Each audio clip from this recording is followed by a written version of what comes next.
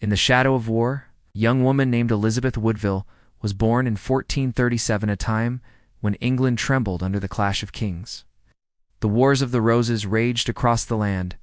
The red of Lancaster and the white of York drenched the fields in blood. Nobles fought, kings fell, and every life was a gamble. Elizabeth grew up knowing the danger around her. She was clever, beautiful, and graceful, yet humble enough to survive in a world ruled by ambition and swords.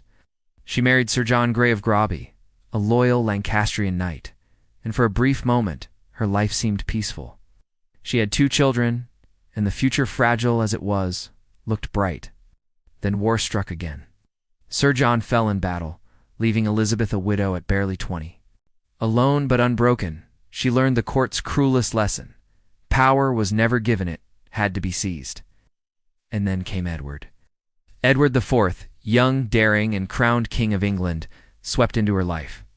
Political alliances demanded that he marry a princess of royal blood, but Edward's eyes saw only Elizabeth. In secret, in defiance of the court and its expectations, he married her.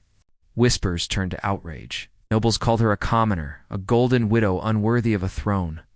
Her family, once minor nobles, rose in power and wealth, becoming the feared Woodville upstarts. Every step Elizabeth took was watched, every smile judged. Yet she moved through the court like a chess master, placing each piece with care. Elizabeth bore Edward 10 children, each birth a triumph, each survival a victory against fate. Among them was Elizabeth of York, the daughter who would unite the warring houses of York and Lancaster, giving birth to the Tudor dynasty. But tragedy was never far. When Edward died suddenly in 1483, the world tilted. Her sons were declared illegitimate by Richard III. Her young prince, Edward V, was taken to the Tower of London, vanishing into the shadows of history. Elizabeth's life became a perilous game of survival, one misstep threatening to end her and her remaining children. Yet she endured. With intelligence, charm, and an iron will hidden behind her gentle smile, Elizabeth navigated treachery, betrayal, and heartbreak.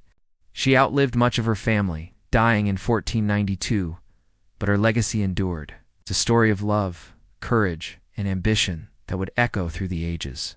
Elizabeth Woodville was not merely a queen, she was a survivor, a strategist, a mother whose love and cunning reshaped the destiny of a kingdom.